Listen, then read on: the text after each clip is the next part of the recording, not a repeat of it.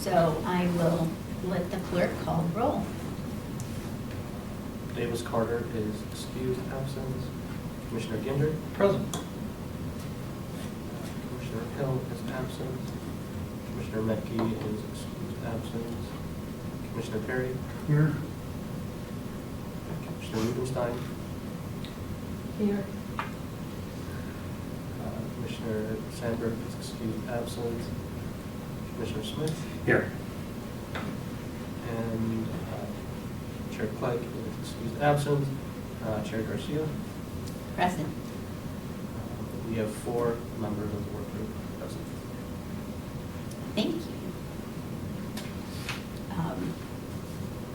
I would like to put the adoption of the agenda forward with one, let's put the adoption of the agenda forward. You can't recommend it. Oh, because we don't have quorum. So if we were to do it like some city councils would do is, we could take a presentation, except there's really nobody to present on this. Casey apparently isn't here, so technically, we can't adopt the agenda or accept the minutes. You can give a chair's report if you wanted, and we could talk about the document if we wanted. That's kind of where we're at. Will we get to do it all next time then? Yeah. Well, are there, given our situation and,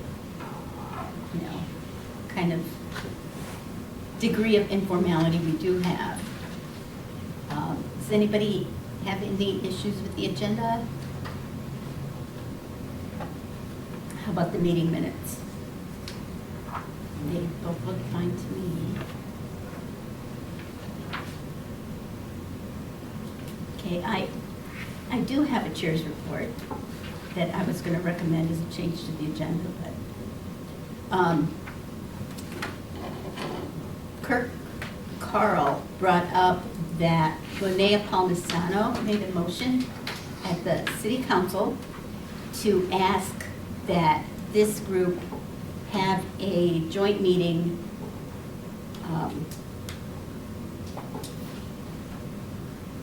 she directed the city clerk to coordinate a joint meeting with us for the following 3 purposes, and it's pretty much just to coordinate and keep posted and share what we're thinking of doing and what the council may be thinking of doing. So the 3 main purposes are to identify and prioritize recommendations to the charter which support what the voters voted in, to support the executive mayor legislative council implementation. The second one is to determine which amendments, if any, could be pursued by ordinance or which are better referred to the electorate, as well as recommending the timing for those things. And then lastly, just to develop an overall strategy or action plan to accomplish agreements on future amendments. So it just sounds like a good, communication approach to make sure that we just share what we're thinking, what we're approaching as we move forward, and what the council's thinking, what the council's approaching. Because one of the main reasons we decided not to put this, one of the 2 main reasons we decided not to put this on the ballot right away is just to let the council have some time to kind of live into this new structure and see how it works, how it fits, and recommend anything as they go along. So this will be a good point of coordination. Commissioner Rubenstein? Yeah, Ms. Chair, when you said determine what amendments might be referred to the electorate, is that purely to the charter amendment, or? I don't know what she intends, but I know the charter amendment does, unless, the council approves it, they're doing nothing, but, so I don't know what else you would have in mind. I just wanted to make sure it's clear. And if I may, I believe the charter can also be amended by ordinance, so that might be That's true. the vice president's intention. In which case, yeah. If the charter amendment obviously were approved by the entire city council, then it wouldn't have to go to the ballot. And the mayor. But it seems like the way it's worded, the implementation of this initiative by the voters. So it sounds like there's some keen awareness that the voters wanted this done, and that perhaps the voters should then bless any formal amendment to the charter as well. Who's the joint meeting on the council side? It wasn't clear, but I gathered it's her role as vice president of the council. Is she? The motion was by Councilmember Palmisano, who's the vice president. She also leads the committee of the whole. Okay. Which generally doesn't act on any items. They generally receive and file presentations and updates. So that might be the meeting that might be the other party. I guess it would be the full council, but I'm not entirely sure. That Would there makes be a sense. natural committee that she would be referring to that? There might be a subcommittee formed. I mean, either a subcommittee or just a regular standing committee that? Maybe it might be policy and government oversight. Yeah. Yeah. I think the main takeaways that at least the clerk's office was looking for was whether or not the work group would be open to such a joint meeting and the potential timeline for that in the next few months, if it was a preferred time. I mean, I don't know any reason why we wouldn't, that seems logical. Yeah. I mean, I think there was at least a number of months back, some beliefs that some amendments could go through council on the 13th vote, and approval by the mayor. That may be optimistic, I don't know, but there may be certain measures that might go that way. And so I think there's an idea, value in listening to council members to see if they happen to think that there's something that would be worth pursuing that they could Mhm. do as the unanimous vote, as opposed to,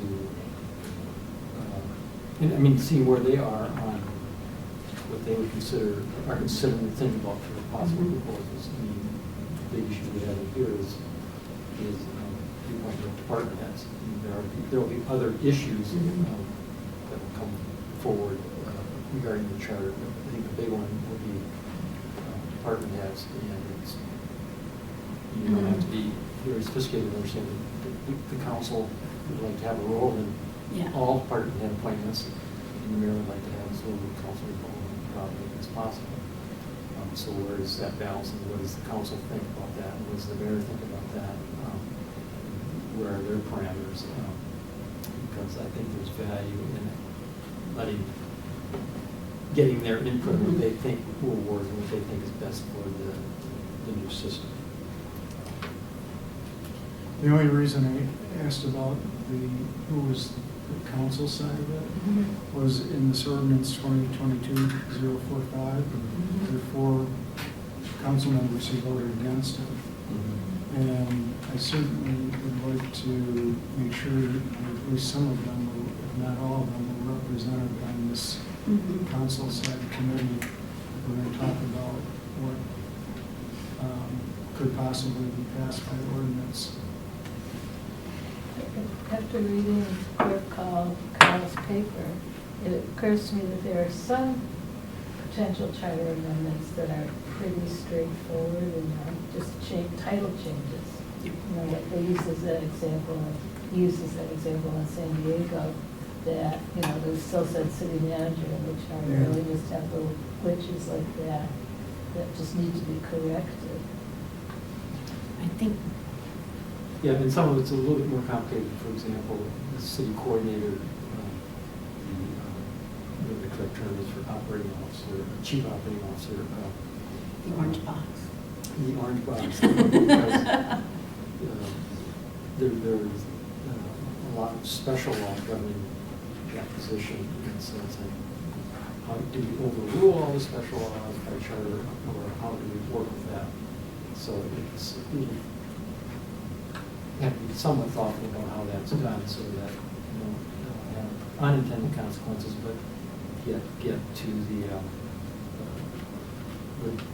if that's what people want to do, where the ordinance envisions, this chief operating officer is really the city coordinator plussed up, as all of these departments under their control.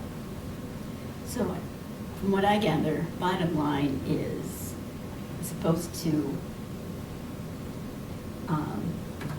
marking up the language with Brian Melendez's help again and putting forth the charter amendment. They may want to take the changes apart and not go forward with the whole thing wholesale, but look at different pieces of the charter and different pieces, which is supposed to, we put forth and saying these are the changes. This is the charter amendment that we propose to align with the executive mayor, legislative council. They want to parse it. So that would be interesting. And yeah, no, it would be good to have that communication corridor open and see what they're thinking and see what, I mean, this is a new council for us, and just to see where thoughts lie and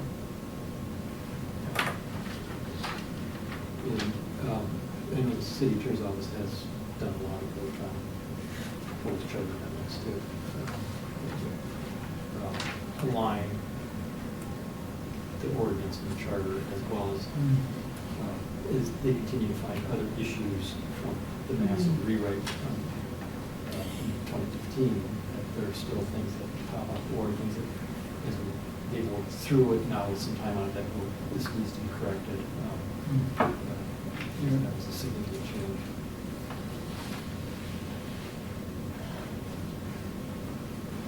well, I was just going to say, it seems to me that the obvious general, since you can't vote on it, the obvious general feeling is that, Mhm. yes, that's what we're very open to trying to get together and have that discussion. sounds good.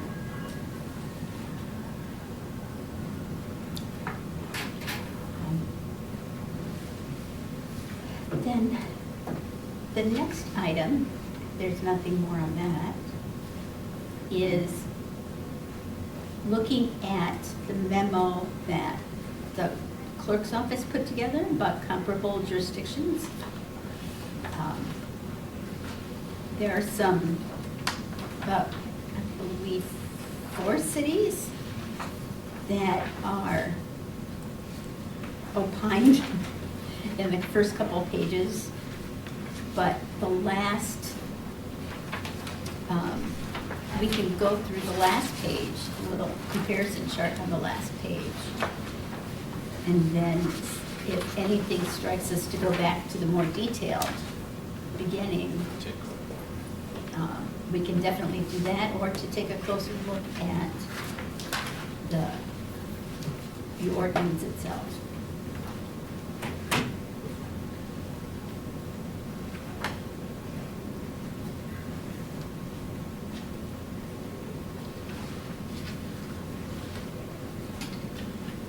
Any reactions, thoughts? Other than checking the terms, correct terms. I mean, I think the primary takeaway from the background research for me is that you see, I think 3 of the cities are structured pretty much that whether it's called the city manager, the chief operating officer, whatever it is, that person has most of the control over the appointment of most of the department heads. They're pretty strong in that regard. St. Paul is on the other side, much closer to it's a traditional Minneapolis kind of department appointment process, which is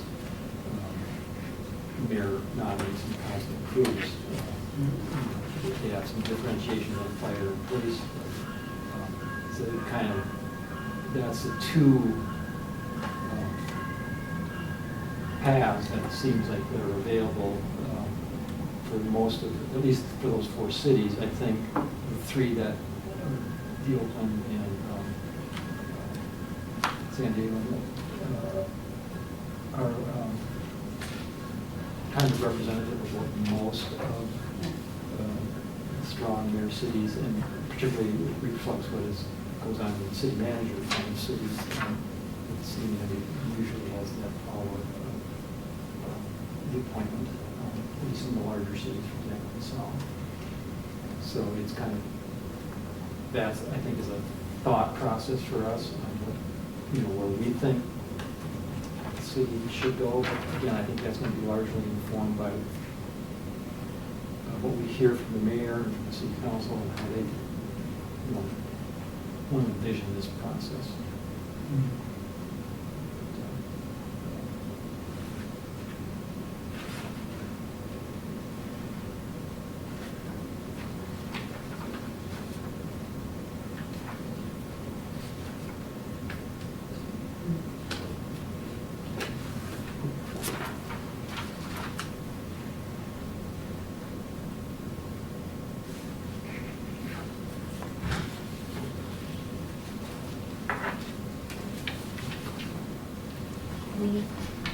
Anyone else?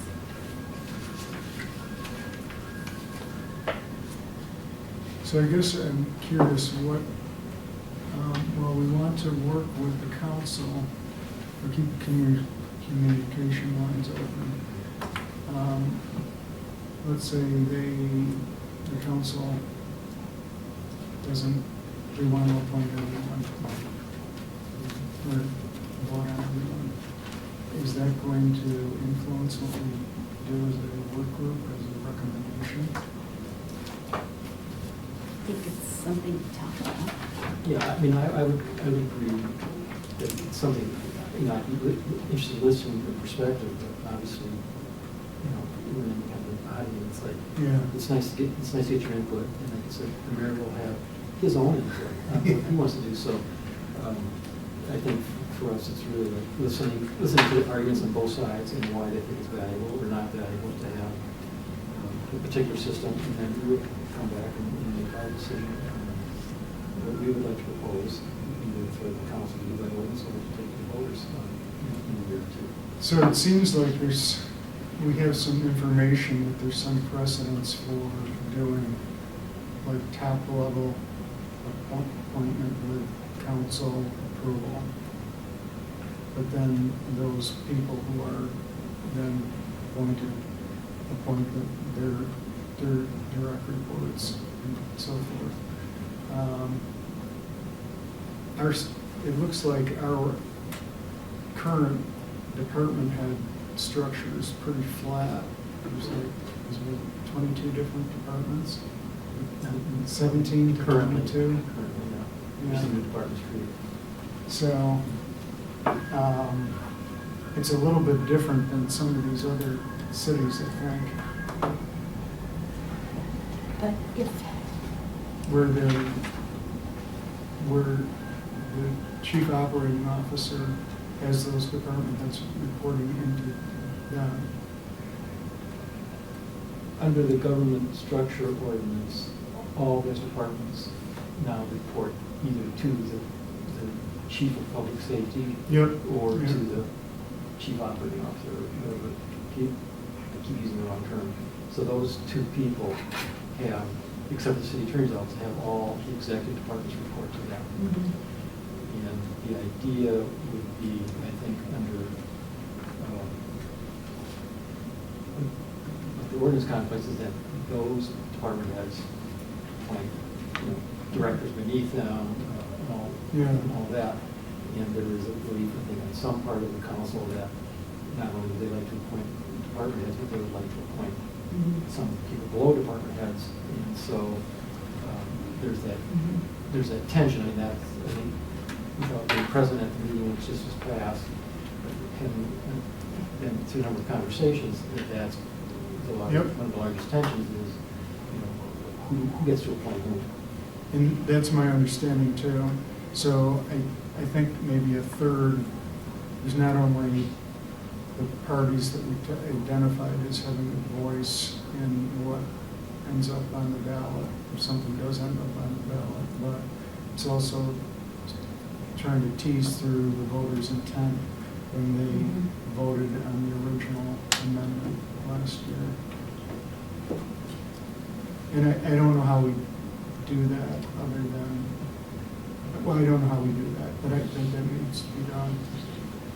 But, sort of here and there within the clerk's memorandum, there are some pretty fundamental questions that, it would be interesting to hear what the stakeholders have to say about.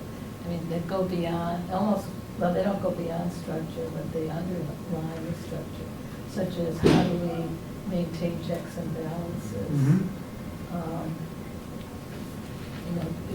Is the reporting structure working? Do we need charter heads, charter positions anymore? Other than the ones that got changed by the government. I mean, there are a lot of questions out there. I think, Yeah. And I suppose one, speaking at the moment as a non-member of the work group, but we need to, I guess, think hard about what other research we might want, or at least how we might want to, whom we might want to interview about to help us decide these questions. Whether we need to decide these questions, but I would think we do. I think we may want to also think about how the previous version of this work group went about doing what it did. What I would want to hear from the council is not just what their thoughts are, but why. What are they finding out? What are they learning? I mean, has this been in place long enough to actually, how many lessons can be gleaned? Or what are they hearing? And why? But I also think we can, as we did, well, clearly on your point, Commissioner Rubenstein, is looking at some key questions, looking at, I know we're trying to get a conversation with Portland, the city of Portland, for whom this is brand new. Do we want to talk to Oakland or San Diego, or even St. Paul, pose these questions, keep these set of questions almost as a hypothesis, apply them to different audience and have different kinds of interviews. We would just need to look at what that composition would be. Doesn't make sense to have the same composition of interviews we did before, but, and then apply the questions, and then, have some public forums. I mean, we need to anyway, but get some feedback about exactly what the electorate is thinking, and really look at, it would be good if COVID stays lifted to actually go into different neighborhoods, go into North Minneapolis, go into the way we typically have done for redistricting, and hear from people. So do listening sessions in different parts of the city. Yeah. It may be too soon, but one thing I would really be curious about is how this change in structure that the voters approved has freed up the time for members of the city council to do policy making. I think that was part of the Mhm. intention, was that, you know, to clarify the role of the city council as a policy-making body. And, you know, are they doing it? Are they, you know, have they found ways to do it? Are they happy with it? I don't know if you want to ask that, but Or what's getting in their way? what's getting in their way? Are they, is it, you know, I would like to think that they're seeing policy issues that they might not have had the opportunity to Yeah. see before. That sure was the intent. Yeah? And, yeah. And that would be fascinating, because to me, this new council is too new to, you know, heard anything It might be too soon significant. also. But, But I think under the idea of the third point to that motion, to the vice president's motion about looking at strategies together and approaches. And seeing what makes sense. And since we're not completing this task tomorrow, over time, we may get a better view of what's working. So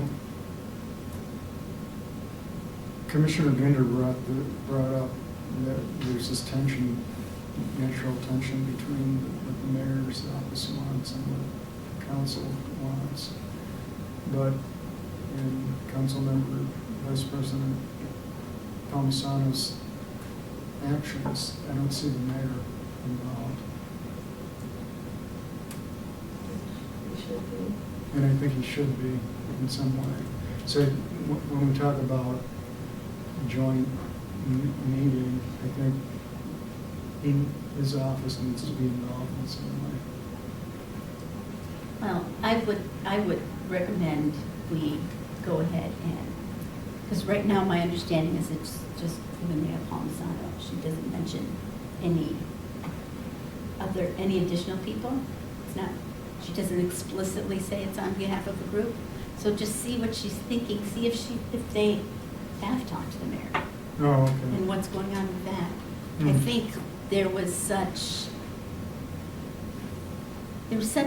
last time, to speak frankly, I think there was such tension within the city and baggage from all of the unrest. And then there was such a heavy split among council members that I think we had almost a de facto, there was de facto tension. We didn't have to talk to them to know there was tension. So I think really putting our foot forward, our best foot forward, welcoming them with their best foot forward, and kind of seeing where they're coming from, have them see where we're coming from, and kind of have the opportunity to develop a relationship.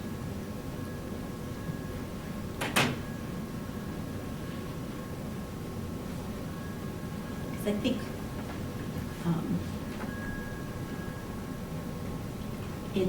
in vice president, I think we have somebody that can be very capable of expressing both her colleagues' point of view as well as potentially the mayor's point of view as well. Hmm. And even not necessarily saying which point of view is which. I like what you said, because it's an opportunity in a way, because when I was first on the Charter Commission, there was a really good relationship between members of the Charter Commission and members of the City Council. And more than once, we went around, especially when we were rewriting the charter, we went around and talked to them. We had open communication and exchanged a lot of ideas, and it worked very well. It would be nice to see that happen again. One thing thing that did happen with this council that had not happened is the city clerk has an orientation for our new council members.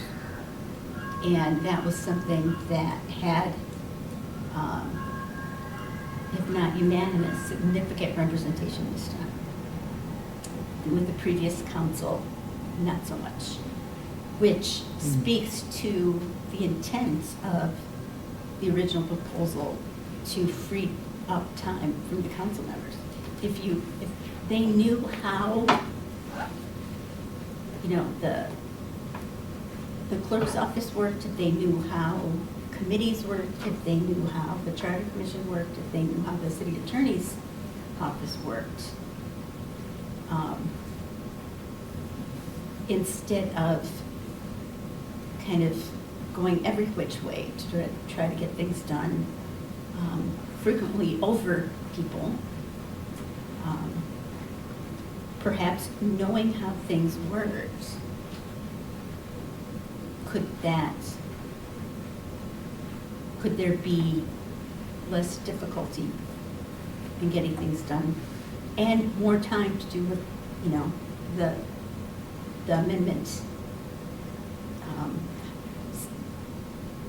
thought they would have? Because if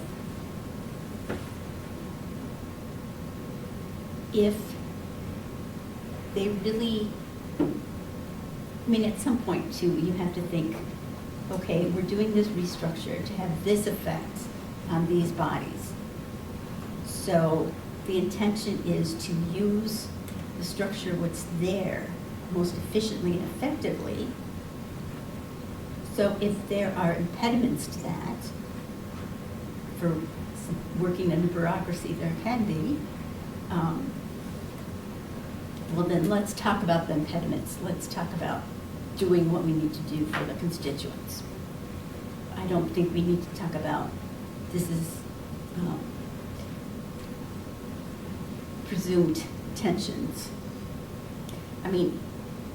Even if we had a greatly congenial council, there would be tension. People always want to be the one to either appoint or approve or weigh in somehow when leadership is involved or major decisions are involved. So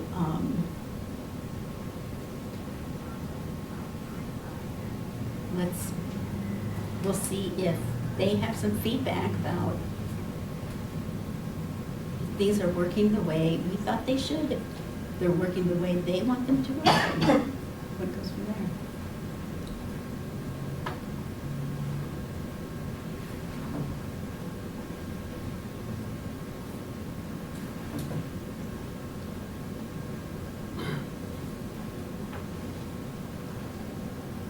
Yeah.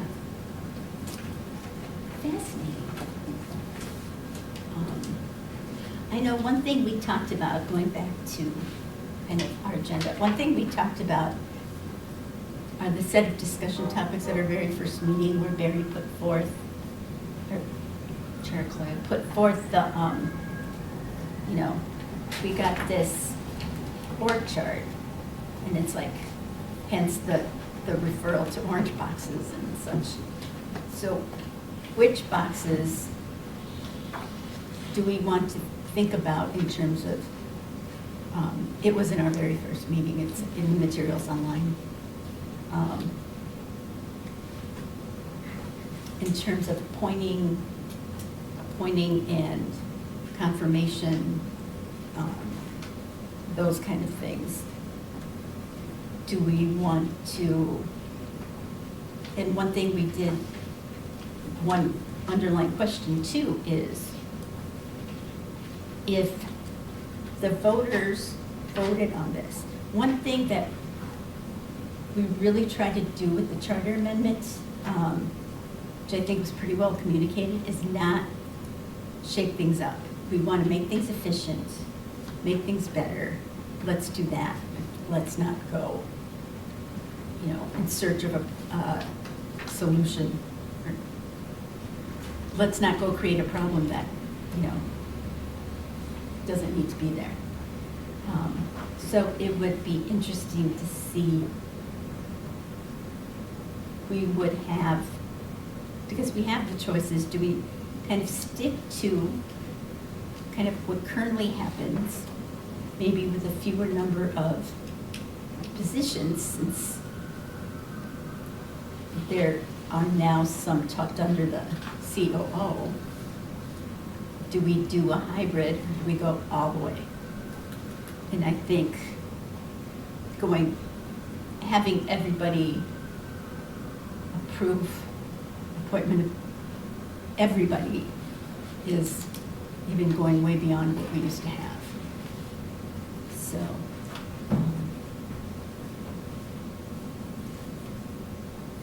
I think those three scenarios are a somewhat decent starting point, and then looking at the key questions, and then looking at the amendments, intentions, and evaluating them. Anyway, we were talking about the cities. I didn't mean to entertain the rabbit hole. So I kind of would like to have more direct conversations with St. Paul, since they're on that one side of the spectrum. And then it looks like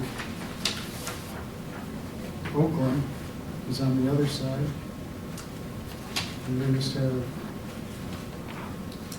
one person appointed, and they appoint with council approval. And then maybe pick a couple other cities out that are in the middle ground.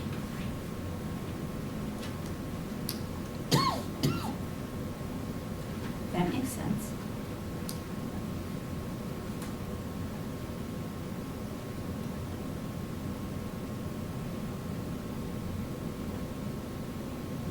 And I don't have recommendations for what I would say would be other cities that are somewhere in the middle.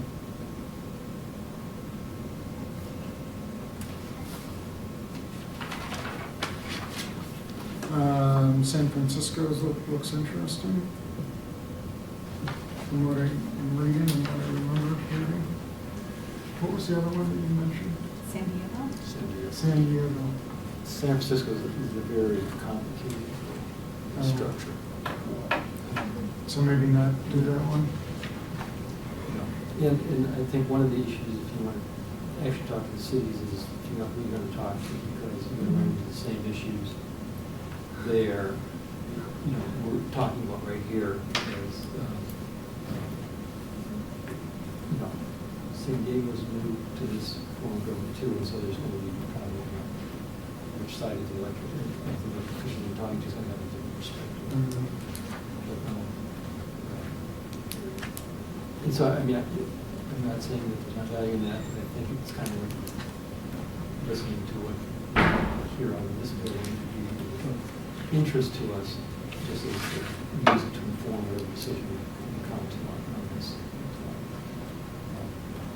I would note that the current structure that the mayor chose is really based on the work of the citizens group from last fall. They had citizens groups on public safety, had citizens group government structure, and so they came back and presented, I think, like 3 different ways that you might want to structure this. Yep. And so this is some modification, one of the structure that they took from that for the larger citizens group. So that's the basis for this kind of ordinance that we saw right now, is based on that work in that group back in the summer, fall last year. So maybe we need to outline our, now, has Chair Clegg already done this? Outline the different things that we need to attend to as this work group? No, we just started looking at kind of these basic questions. We haven't talked about like, a strategy, Okay. what's out there yet. But yeah, I think adding what those appointed groups looked at, what they recommended, what they Yeah, I considered. know. I mean, I had forgotten that, all that work that had been done. We certainly don't, I mean, I look at the org charter and I see that, and so that evokes some ideas, but I kind of forgot that there was all this energy Yeah. put into making that what it was in the ordinance. Which occurs to me that even when we're talking about wanting to know what the voters actually intended, there was a group that lobbied for, support of the charter amendment. So that was well before it was passed.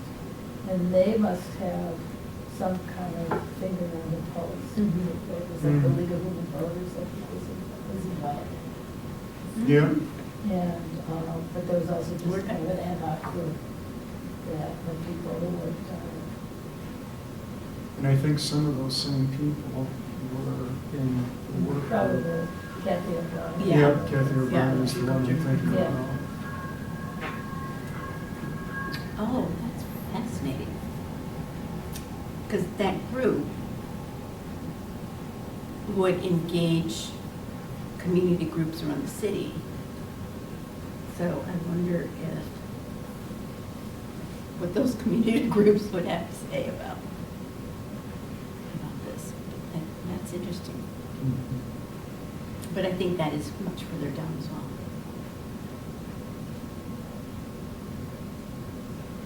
But yeah, I think looking at what went into the recommendation that was put forward in the ordinance. Were you going to say something? We were just talking to community groups and, getting their input, and I think that's all good and we should do that, but I kind of wonder how much interest community really has in this. I mean, maybe there's some wonky folks that care, but I have a feeling most people don't know, don't care, I don't know. Mhm. Yeah, well, I think the two groups that the mayor appointed to look at these two issues may be helpful. But I do think that actually going out into different areas of the city and having more direct conversations maybe. I guess I I do- don't disagree, but. I guess I do think meeting with the council or representatives from the council sooner rather than later, I think would be good in our work, just to kind of let us know what they're thinking. I do think the mayor's office should be represented in that group, and I don't think that we're bound to do something just because they want it. I mean, mayors come and go and councils come and go, and we should do what we think is best, but I think it'd be helpful early on to know what they're thinking. Mhm. And there's been a lot of turnover in city departments. I mean, I guess, I don't know, I think you had mentioned that maybe the city council wants to have more control over appointing all of these people, and just my initial thought is, I think taking the city council out of some of that is better personally, but I don't know. Well, I think it is about what are less about the power plays and more about efficiency. Yeah. Efficiency. Yeah, I guess I kind of worry that if there's too much control of the council, that potentially you, I don't know, lose some good employees, or people, it just becomes too political. I think you hire good people and let them do the jobs. I think it's really, really hard. I think Minneapolis City Council is the hardest, the toughest governing body in the state. For a number of reasons. What do you think, Peter? You see the little wheels Next. turning. I would just say that. Careful, you might be called back. I would just say that you do have an election in 6 months, so there needs some change there for council members not here. But I think it's pretty commonly accepted that the approval process that currently exists for department heads, is currently just enough for department heads, tends to keep some candidates away. Some because, departmental candidates? department head candidates. It keeps them more, because no people aren't necessarily going to, Yeah. what they observe on TV and happens to applicants Yeah. on some occasions. So, I think, I tend to agree with Commissioner Smith in the sense that, this idea that we, the council, the Charter Commission put forward to the voters was a streamlined executive mayor system. And so, I don't want to backtrack on that or like that. So,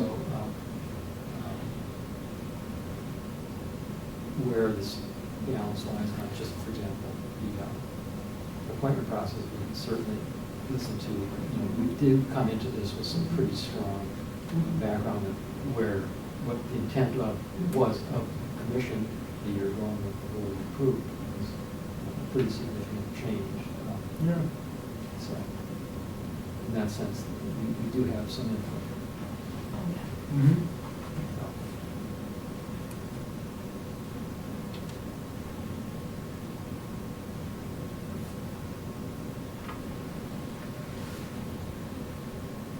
No, I completely agree.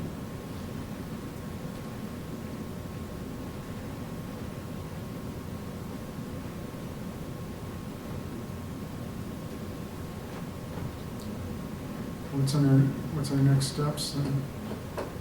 We have to vote on this as a committee? We can't. I know we can't do that today, but do we have to do that? I think we can come to consensus and, talk about it. We just can't formally put it forward and, Today? yeah. Yeah. Okay. So why don't I take a stab at sharing what I heard, and people can chime in and correct or revise, and then we can get Michael to figure out what the heck the minutes say. So,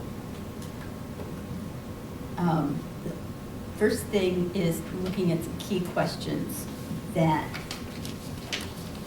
are really brought out by the clerk's memo Yeah. about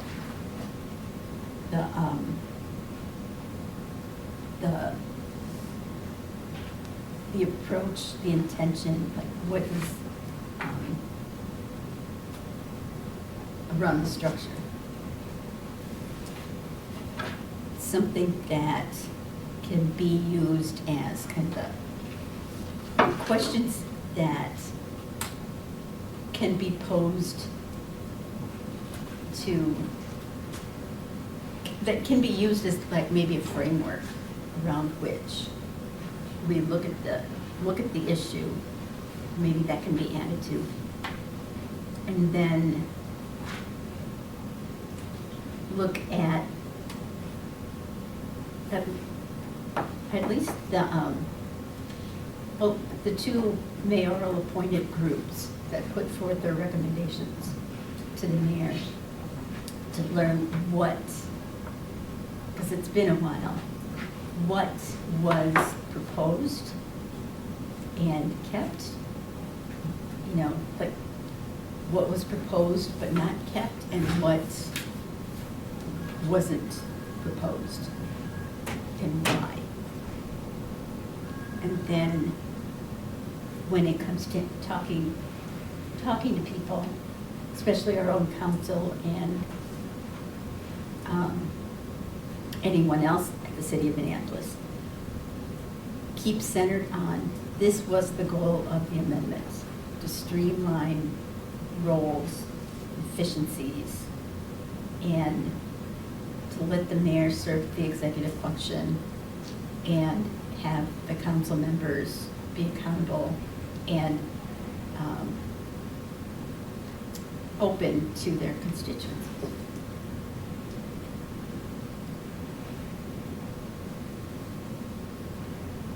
Anything else? Any tweaks, refinements to that?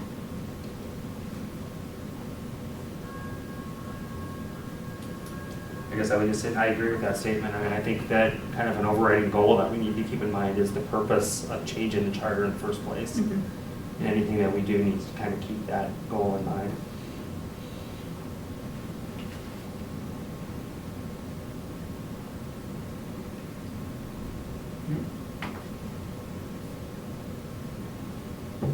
Because we did it for the people of Minneapolis.